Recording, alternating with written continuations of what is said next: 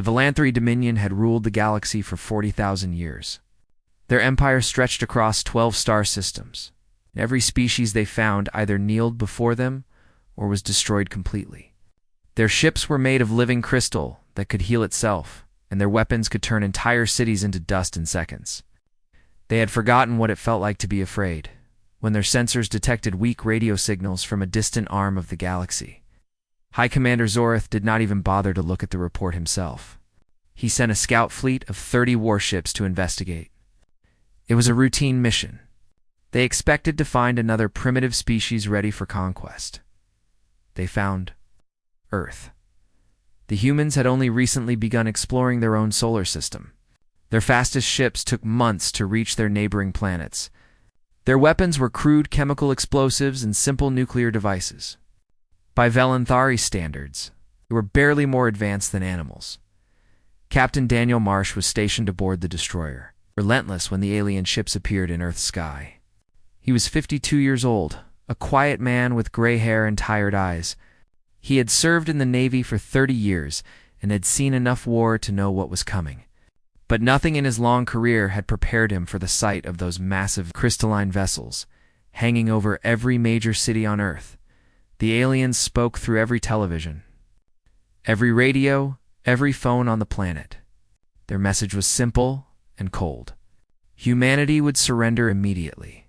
Their planet would be stripped of resources.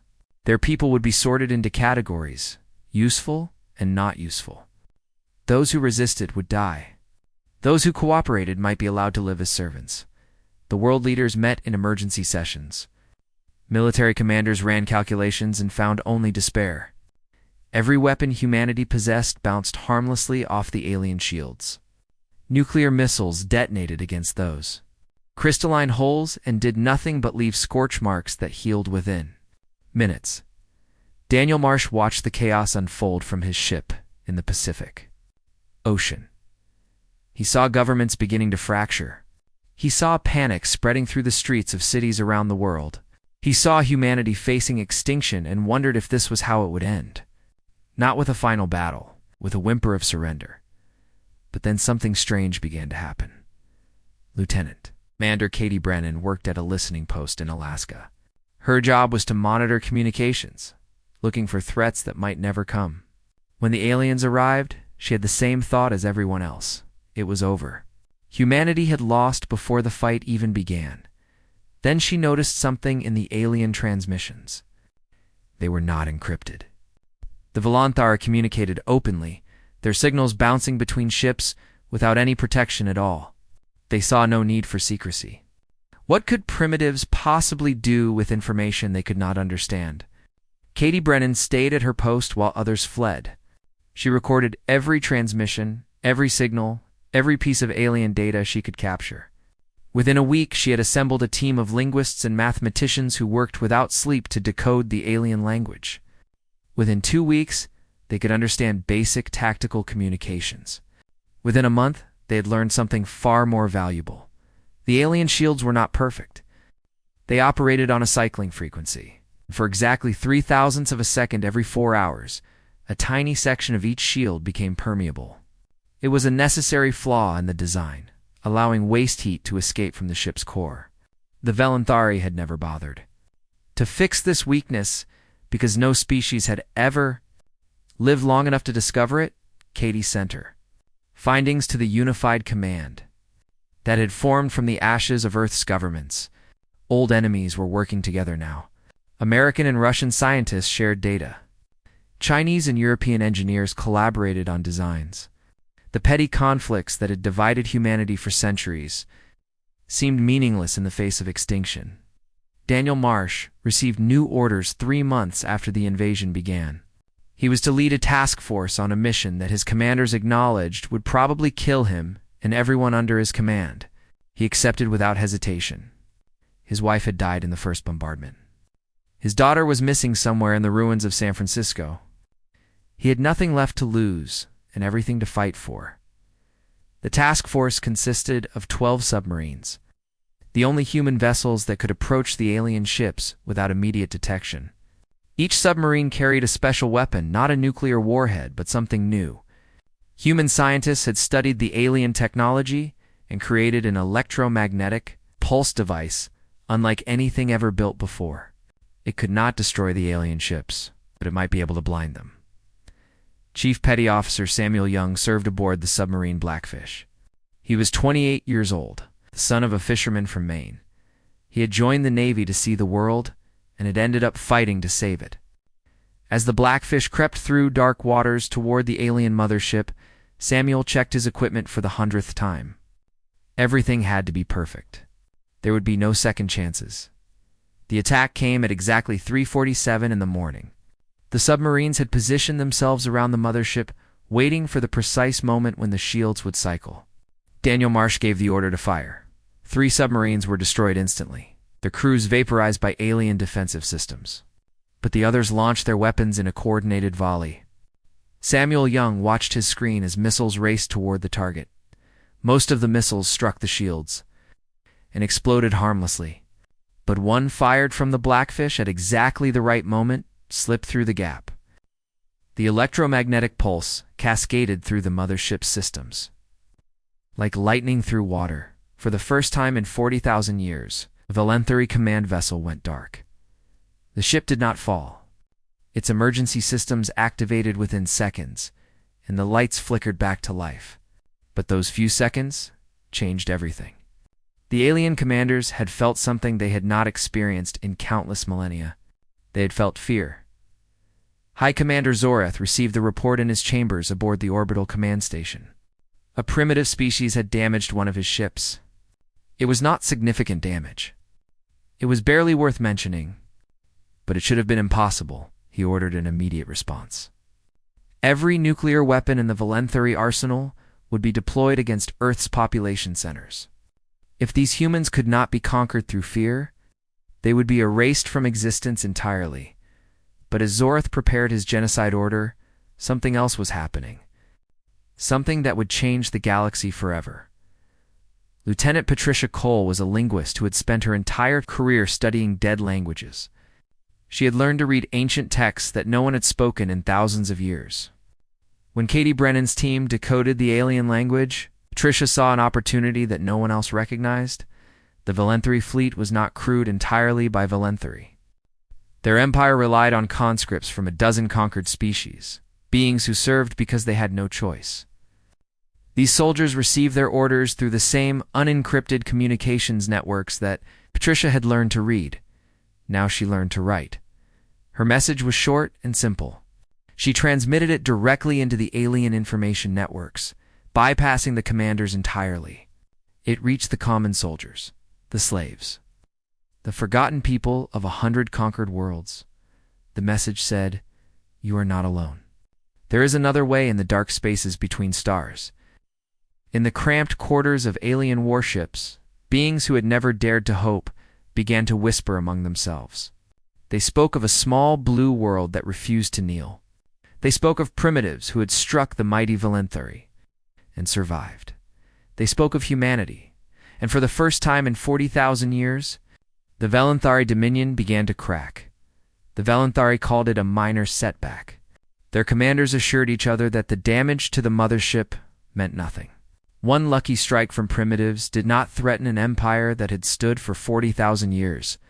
They would crush this rebellion as they had crushed countless others before. They did not understand what they were fighting. High Commander Zorath ordered the extermination protocol on the 3rd day after the attack. 12 city-killer weapons descended from orbit, targeting the largest human population centers. London, Tokyo, Mumbai, New York, and 8 other cities vanished in columns of white fire. 3 billion people died in less than an hour. The survivors watched from bunkers and caves and hidden places around the world. They saw the mushroom clouds rising on distant horizons.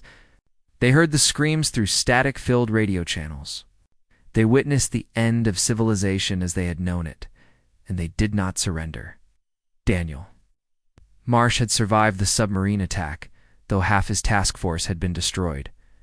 He received word of the city-killer strikes while hiding in an underwater cavern off the coast of Alaska. For a long moment, he sat in silence, thinking of everyone he had ever known and loved. Most of them were gone now. His hometown in Ohio had been among the targets. When he finally spoke, his voice was calm and steady. He asked his remaining crew a simple question. Would they keep fighting? The answer came back unanimous. They would fight until there was no one left to fight. This scene repeated itself in 10,000 locations around He World. In the ruins of Moscow, a grandmother picked up a rifle and joined a resistance cell. In the mountains of Peru, village farmers learned to build bombs from fertilizer and scrap metal. In the flooded remains of Shanghai, survivors formed underwater settlements and began planning attacks on alien patrols. The Velanthari had expected surrender after the city killer strikes. Every other species in their long history had broken under such devastation. They did not know about human history. They did not know about Stalingrad, where soldiers had fought in frozen ruins for months rather than retreat. They did not know about the resistance movements of 100 forgotten wars. Where occupied peoples had chosen death over submission, Katie Brennan established her new base in an abandoned mine in Montana. Her team had grown from a handful of linguists to a network of thousands, spread across every continent. They monitored every alien communication, every movement, every order that passed through the enemy fleet. The Velanthari still did not encrypt their signals. They still believed they had nothing to fear from primitives, that arrogance would cost them everything. Patricia Cole continued her secret work, transmitting messages to the enslaved species that served the Velanthari. She learned their names and their histories. The Kaleshi had been conquered 8,000 years ago. Their homeworld stripped bare, their people scattered across the empire as laborers and servants. The Marathi had fought the Velanthari for 3 centuries before finally being defeated. The Endless Tide, a species of beings who lived in water, had been reduced to processing waste in the holds of alien ships. Each of these species had forgotten what resistance meant. Generations had passed since any of them had dared to dream of freedom. But Patricia's messages reminded them of something ancient and powerful. They were not alone. Someone was fighting back. The first Kaleshi rebellion began in the 6th year of the war. It started on a mining station in a distant system. Far from Earth, a Kaleshi worker named Verith heard Patricia's message and passed it to others. They gathered in secret, a few dozen at first, then hundreds, then thousands. They had no weapons and no training. All they had was an idea that had spread like fire through dry grass. They overpowered their guards with tools and bare hands. They seized the station's communication systems and broadcast a single message to every Kaleshi in the Empire. Rise up, High Commander Zoroth received word of the rebellion while planning his next assault on Earth. He dismissed it as a minor disturbance. Kaleshi slaves had caused trouble before. It never lasted long, but this time was different. The Kaleshi rebellion spread to 3 other systems within a month. Then the Marathi rose up, remembering the warriors they had once been. Then the endless tide flooded the lower decks of 7 warships, drowning their Velanthari masters in a revenge 8,000 years in the making. The Velanthari found themselves fighting on multiple fronts for the first time in their history. They had enough ships and soldiers to crush any single rebellion, but they could not be everywhere at once. Every ship sent to suppress the Kaleshi was a ship that could not bomb Earth. Every soldier hunting Marathi rebels was a soldier not guarding the supply lines. Lieutenant Colonel Raymond Price led the resistance in what had been Denver. He was 63 years old and had been retired for 7 years before the invasion. Now he commanded 300 fighters who lived in collapsed tunnels beneath the city. They emerged only at night, striking at alien patrols and disappearing before reinforcements could arrive. His daughter, Michelle, ran similar operations in the ruins of Chicago. They had not seen each other in 4 years. They communicated through a network of runners who traveled on foot between the scattered human settlements, carrying handwritten messages hidden in their clothing. It was primitive and slow, but it was impossible for the aliens to intercept. Raymond's fighters called themselves the Ghosts. They had no uniforms, no ranks, no formal structure. They fought with whatever weapons they could find or build. They lost people every week to alien patrols and bombing runs. But for every fighter who fell, Two more appeared from the civilian population, ready to take their place. The Velanthari could not understand this. Their experience told them that breaking a population's will required only sufficient force. Kill enough people, destroy enough cities, and the survivors would beg for mercy. But the humans did not beg. The more the Velanthari killed, the harder the survivors fought. Samuel Young had been promoted to lieutenant after the submarine attack. He now commanded a small fleet of underwater vessels that harassed alien shipping lanes along the Atlantic coast. His tactics were simple but effective. Hit fast, disappear into the depths, wait for the enemy to give up searching, then hit again. The aliens had no experience with ocean warfare. Their crystalline ships were designed for the vacuum of space, not for hunting prey in dark water. Samuel and his crews used this advantage ruthlessly, sinking supply transports and communication relays, while the Velanthar, the commanders, raged at their inability to catch the human hunters. By the 10th year of the war, the Velanthari dominion was stretched thin. Their supply lines were under constant attack. Their conquered subjects were rebelling across a dozen systems.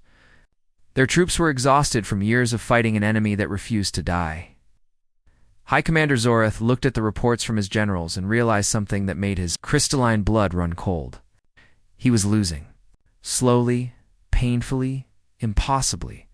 He was losing a war against primitives who should have been conquered in a single day.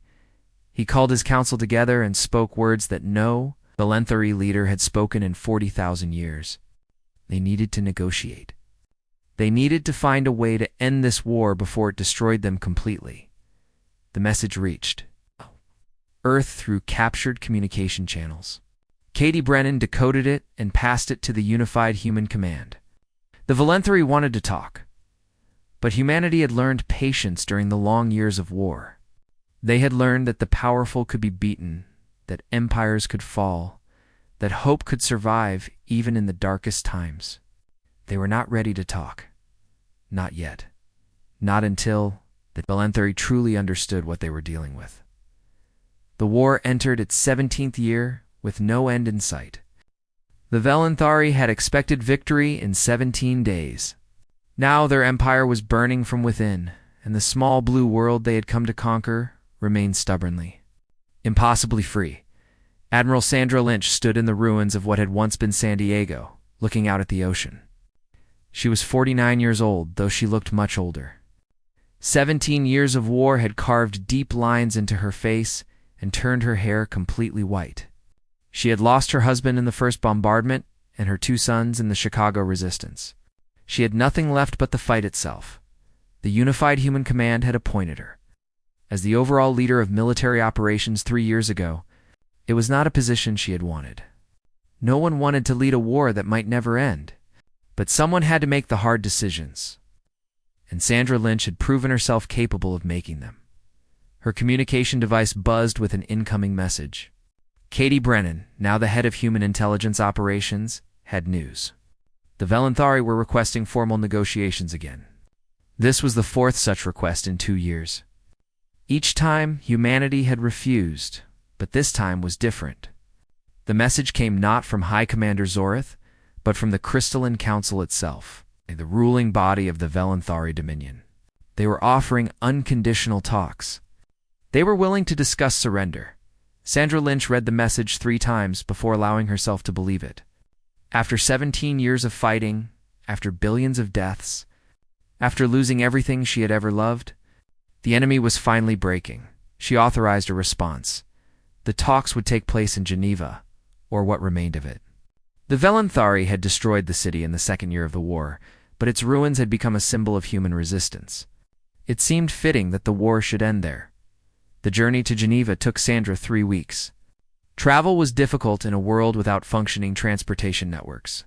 She moved from settlement to settlement, riding in vehicles powered by salvaged parts and walking when the roads became impassable. Everywhere she went, people gathered to see her, to touch her hand, to whisper their hopes and fears. Lieutenant Patricia Cole traveled with her, serving as the chief translator for the negotiations. Patricia had spent 17 years learning everything there was to know about Velanthari language and culture. She understood how they thought, what they valued, what they feared. That knowledge would be crucial in the days ahead. The Valenthari delegation arrived by shuttle, descending from orbit in a vessel that still made human engineers marvel at its elegant design.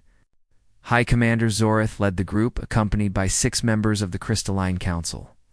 They were the most powerful beings in an empire that had ruled the galaxy for 40,000 years. They walked into the ruined conference hall like prisoners approaching their execution. Sandra Lynch had thought carefully about how she wanted this moment to look. She had rejected suggestions for a grand military display. Instead, she sat at a simple wooden table wearing a uniform that had been sewn by hand from salvaged cloth. She wanted the Valenthari to see humanity as it truly was, battered and scarred, but unbroken. Zorath sat across from her and waited. In Valenthari culture, the victor spoke first. He expected demands for tribute, territorial concessions, perhaps the exile of current leadership. These were the terms that conquerors had always imposed throughout galactic history. Sandra Lynch surprised him. She did not demand wealth, or territory, or power. Instead, she presented 3 conditions for peace.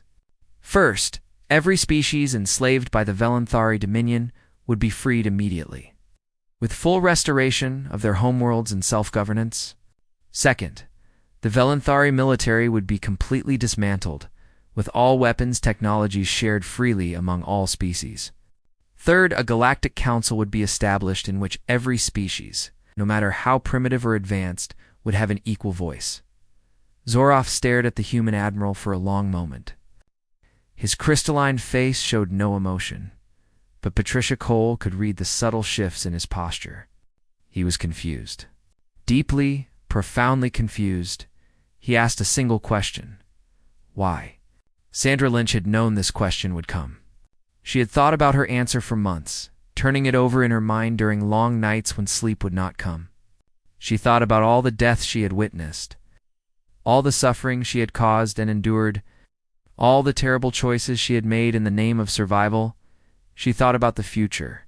Humanity had proven that it could survive. It had proven that it could fight. But now it faced a different challenge. It had to prove that it could win without becoming the monster it had defeated. She told Zorath that humanity did not fight to build an empire. Humanity fought to end one. If they took everything the Valenthari had, they would simply become the next oppressors, the next tyrants who ruled through fear. They would rather have allies than subjects. They would rather build a community than rule over slaves. The Valenthari council members whispered among themselves. This was beyond anything in their experience.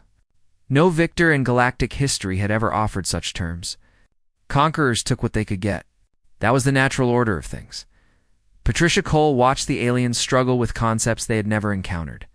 Mercy was not a word in their vocabulary. Forgiveness was a sign of weakness. The idea that power could be shared rather than hoarded made no sense to minds that had known only domination for millennia, but the Valenthari had no choice. Their empire was crumbling. Their fleets were scattered. Their subject species were in open rebellion across 12 systems. If they rejected these terms, they would face complete annihilation. High Commander Zorath picked up the stylus that lay on the table. His hand trembled slightly, a movement so small that only Patricia noticed it. He signed the agreement. The war was over. But as Sandra Lynch watched the alien delegation file out of the ruined conference hall, she knew that the hard work was just beginning. Winning a war was simple compared to winning a peace. Humanity would have to prove that its words were not empty, that it truly intended to build something better than what had come before. Outside, news of the surrender was spreading across the planet. In bunkers and caves and hidden settlements, humans emerged into the sunlight for the first time in years. They wept and laughed and held each other.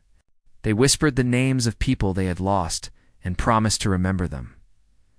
Lieutenant Colonel Raymond Price heard the news in the tunnels beneath Denver. He was 79 years old now, more bone than muscle, kept alive by sheer stubbornness.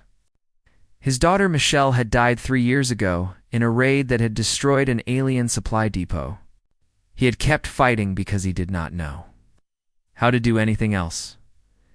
Now he sat in the darkness and cried for the first time since the invasion began. The tears came slowly at first, then in great heaving sobs that shook his entire body. Around him, his fighters watched in silence. They had never seen their commander show any emotion at all. When he finally spoke, his voice was hoarse but clear. He said they had won. Not just the war, but something more important. They had proven that the powerful were not invincible, that the mighty could fall, that hope could survive against all odds.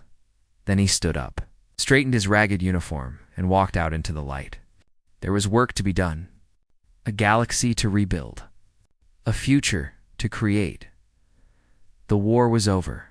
The real challenge was about to begin. The first meeting of the Galactic Council took place 5 years after the war ended. Delegates from 47 species gathered in a space station that had been built in orbit around Earth, constructed from salvaged Velanthari technology and human engineering. It was ugly and functional and represented something the galaxy had never seen before, a place where all voices mattered equally. Admiral Sandra Lynch, now serving as humanity's first ambassador to the Council, watched the delegates take their seats. She recognized some of them from the war. The Kaleshi representative, a tall being with silver skin, had led the rebellion on the mining station that sparked the first uprising against the Velanthar. The Marathi delegate, covered in ceremonial scars that told the story of her people's long resistance, had personally killed 7 Velanthari commanders during the final months of fighting, and there, sitting in a corner with his crystalline form dimmed by what Patricia Cole had learned was a sign of shame, was Zorath himself. The former High Commander had requested permission to attend as an observer. Sandra had granted it over the objections of many in the human command. If the new order was truly about equality, it had to include even those who had once been enemies. The first years after the war had been difficult. Humanity had promised to free every enslaved species, but freedom was harder than it sounded. Many of the conquered peoples had lived under Velanthari rule for so long that they had forgotten how to govern themselves. Their leaders were dead, their traditions destroyed, their languages nearly extinct. Patricia Cole had devoted herself to helping these species rebuild. She traveled from world to world, working with local communities to recover lost knowledge and establish new governments. It was exhausting work, and progress was slow. Some species blamed humanity for not doing more. Others blamed the Velanthari for everything that had gone wrong. Ancient hatreds between conquered peoples threatened to explode into new conflicts, but slowly, painfully, things began to improve.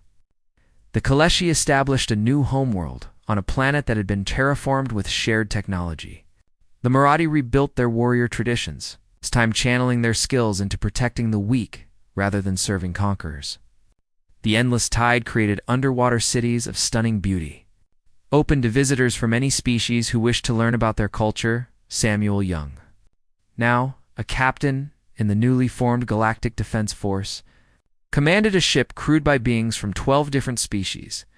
He had learned to communicate with creatures who breathed methane, who saw in wavelengths invisible to human eyes, who thought in patterns that no human mind could fully understand. It was strange and wonderful and occasionally terrifying. His first officer was a Velanthar named Christ, one of the younger generation, who had grown up during the war and rejected the old ways of conquest. Christ had approached Samuel at a diplomatic reception 2 years ago and asked a question that still echoed in his memory. Could humans truly forgive what the Velanthari had done? Samuel had thought about it for a long time before answering. He told Christ about his grandfather who had fought in a terrible war on Earth long before the aliens came. His grandfather had spent years hating the enemy, dreaming of revenge, unable to move past the pain of what he had experienced. It had nearly destroyed him, but eventually Samuel's grandfather had learned something important. Hate was a chain that bound you to the past. Forgiveness was not about letting the enemy off the hook. It was about setting yourself free. Christ had nodded slowly, processing this idea that was so foreign to Velanthari thinking. Then he had asked if Samuel would consider taking him aboard his ship. He wanted to learn how to be something other than a conqueror.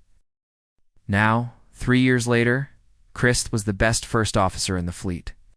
He had saved Samuel's life twice during encounters with pirates in the outer systems. He had learned to laugh, to joke, to form friendships with beings his ancestors would have considered worthy only of enslavement. The Galactic Council meeting lasted for 3 days. The delegates argued about trade agreements and territorial boundaries and the proper way to handle disputes between species. It was frustrating and tedious, and exactly what Sandra Lynch had hoped for. Wars were simple compared to the messy business of democracy. But messy democracy was infinitely better than clean tyranny. On the second day, a crisis threatened to derail everything. The Marathi accused the Kaleshi of encroaching on their territory. The Kaleshi responded with accusations of their own. Ancient grievances between the two species, buried for 8,000 years under Valenthari rule, suddenly erupted into the open. Sandra Lynch watched the argument escalate with growing concern. If the Marathi and Kaleshi went to war, it would destroy everything humanity had worked to build. Other species would be drawn in. The fragile peace would shatter into 1,000 pieces. She asked for permission to speak. The chamber fell silent as the human ambassador rose from her seat. She did not lecture the delegates about peace or cooperation. Instead, she told them a story. She told them about Earth before the invasion, when humanity had been divided into hundreds of nations that fought constantly over land and resources and ideas. She told them about wars that had killed millions, about hatred that had passed from generation to generation, about cycles of violence that seemed impossible to break. Then she told them about what happened when the aliens came. All those divisions had melted away in the face of a common threat. Enemies had become allies. Strangers had become family. Humanity had discovered that it was stronger together than it had ever been apart. She said the Marathi and Kaleshi had a choice. They could repeat the mistakes of the past, fighting each other while the galaxy watched in sorrow. Or they could do something harder and braver. They could choose to build something new. The Marathi delegate spoke first. Her voice was rough, her words halting. She admitted that her people carried deep wounds from the past. The Kaleshi had collaborated with the Valenthari during the early years of conquest, betraying other species to save themselves. That betrayal had never been forgiven, the Kaleshi delegate responded. His silver skin flushed with emotion as he acknowledged the truth of the accusation. His ancestors had made a terrible choice born of fear and desperation. There was no excuse for what they had done. But he asked if the Marathi could see that his generation was trying to be different. They were trying to build a future worthy of the freedom they had been given. The chamber was silent for a long moment. Then the Marathi delegate did something that had never happened in the history of her species. She crossed the floor and extended her hand to the Kaleshi representative. It was not forgiveness. Forgiveness would take generations. But it was a beginning. Sandra Lynch felt tears on her cheeks as she watched the two delegates clasp hands. She thought about all the death and suffering that had brought them to this moment. She thought about her husband and her sons and the billions of humans who would not live to see this day. She hoped they would be proud. After the meeting ended, Zorath approached her in the corridor. The former High Commander moved slowly, his crystalline form dimmed almost to transparency. He looked nothing like the terrifying figure who had ordered the extermination of human cities 17 years ago. He thanked her for allowing him to attend. He said he had learned more about humanity in 3 days than the Valenthari had learned in 40,000 years of conquest. He finally understood why they had never been able to break the human spirit. Sandra asked what he had learned. Zorath was quiet for a moment, searching for words in a language that had never needed them before. Then he said that humans were not strong because they were powerful. They were strong because they chose to be kind, even when kindness was difficult. They forgave even when forgiveness seemed impossible. They built bridges even when walls would have been easier. That, he said, was a kind of strength the Valenthari had never imagined, and it was terrifying. Sandra Lynch smiled at the alien who had once been her greatest enemy. She told him that it was not too late to learn. It was never too late to become something better than you were. Then she walked away, leaving Zorath alone with thoughts that would reshape what remained of his people. The galaxy was changing. Slowly, painfully, imperfectly, it was becoming something new, and humanity was leading the way. 50 years had passed since the war ended. The Galactic Council had grown to include 417 species, spreading across systems that the old Valanthri Dominion had never reached. The station where the Council met had been rebuilt 3 times, each version larger and more beautiful than the last. Decorated with art from every world in the Alliance, Ambassador Christopher Dunn stood at the podium. Preparing to address the Assembly on the anniversary of the peace treaty, he was 73 years old, born in a bunker during the darkest days of the war. His mother had been Katie Brennan, the intelligence officer who first decoded Valanthari communications. His father had died to Mo. Inth before Christopher was born. Leading a raid that destroyed an alien weapons depot. Christopher had grown up hearing stories about the war. He knew the names of every human hero, every battle, every sacrifice. He had visited the memorial sites and read the histories and seen the scars that still marked Earth's surface. But he had never known the terror of living under alien bombardment. He had never experienced the desperation of fighting an enemy that seemed invincible. For him, the war was history. For the young people of the galaxy, it was something that happened to their grandparents, as distant as ancient Rome or the Ice Ages. That distance worried Christopher sometimes. He wondered if the new generations truly understood what had been won and what it had cost. His speech was not triumphant. He spoke instead about the work that remained to be done. The galaxy was still full of injustice. Some species had more than they needed, while others struggled to survive. Old prejudices died slowly, and new ones emerged to take their place. The dream of true equality remained just that, a dream not yet realized. But dreams mattered, Christopher said. Dreams were what had kept humanity alive during the dark years. Dreams were what had inspired enslaved species to rise up against their masters. Dreams were the foundation on which everything else was built. In the gallery above the council chamber, school group watched the proceedings. The children came from the outer territories, a region of space that had been opened for settlement only 20 years ago. They represented a dozen different species, their various forms a testament to the diversity of intelligent life in the galaxy. Their teacher was an elderly Theri named Sorith. He had been young during the war, too young to fight, but old enough to remember the shame of his people's defeat.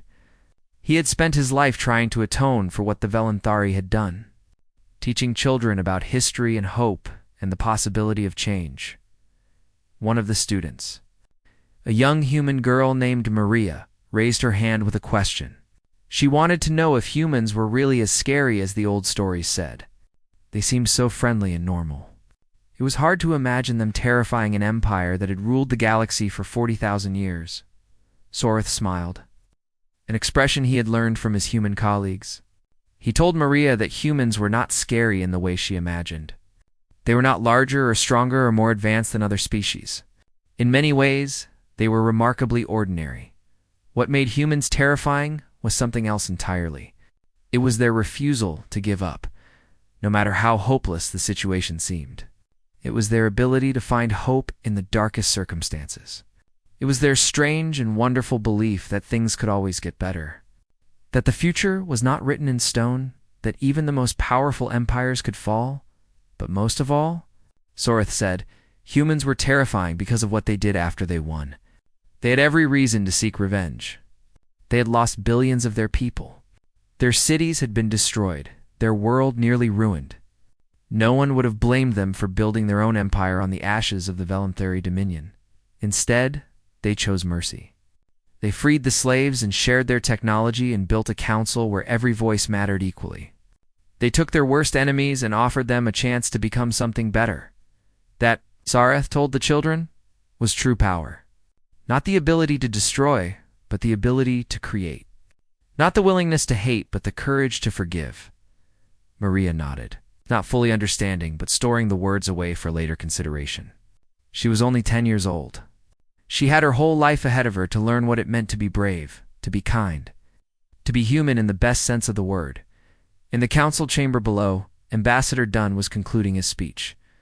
He spoke about his mother, who had died peacefully 3 years ago, surrounded by her children and grandchildren. In her final days, she had talked about the war constantly, reliving memories that most people were trying to forget. But she did not speak about the battles or the victories, or the famous moments that had made it into the history books. Instead, she talked about small acts of kindness she had witnessed. A soldier sharing his last ration with a stranger, a doctor working through the night to save the life of an alien prisoner, a child offering water to an enemy who had surrendered. Those moments, she told Christopher, were what really won the war. Not the weapons or the strategies or the leadership of great commanders. The war was won by ordinary people who chose to be decent even when decency seemed pointless. They were the true heroes, the ones whose names would never appear in any history book. Christopher ended his speech with words that had become a kind of unofficial motto for the Galactic Council. They had been spoken first by a resistance fighter named Gregory Paulson, a man who had died in the 15th year of the war defending a group of refugees from an alien patrol. His body was never found, but his words had survived, passed from person to person until they reached Sandra Lynch herself. The words were simple: "We are still here, and we will not be moved." The assembly rose in acknowledgement. 417 species united by something that the old galaxy had never known. Not fear of a common enemy, not the threat of force, but genuine respect, freely given and freely received. Sorith watched the delegates standing together and felt something he had never expected to feel: pride in what his species had become. The Valentheri had once ruled through terror. Now they served on medical ships and taught in schools and worked alongside beings they had once enslaved. They were still learning, still making mistakes, still struggling to understand concepts like mercy and forgiveness, but they were trying. That was all anyone could ask. Outside the station windows, the stars turned slowly in their ancient dance. The galaxy was vast and mysterious, full of wonders that no species had yet discovered. There were challenges ahead that no one could predict, enemies yet unknown, crises that would test the bonds of the Alliance. But the peoples of the galaxy would face those challenges together. They would face them with courage and compassion, and the stubborn human belief that tomorrow could be better than today. The war was 50 years in the past. The empire that had ruled through fear was gone forever. In its place stood something new and fragile and beautiful. A community of worlds built on the radical idea that all beings deserved dignity and freedom. The galaxy had learned many things from humanity, but the most important lesson was this: true strength was not measured in weapons or territory or the ability to make others kneel. True strength was measured in the courage to offer an open hand instead of a clenched fist, to build instead of destroy, to hope instead of despair. The boldest empires were not those that conquered worlds. The boldest empires were those that conquered fear itself, and then refused to become the monsters they had defeated. Maria watched the stars through the gallery window and dreamed of the future. She did not know what challenges she would face or what choices she would have to make. But she knew one thing with absolute certainty: she was part of something larger than herself, something that mattered, something that would endure, and that was enough.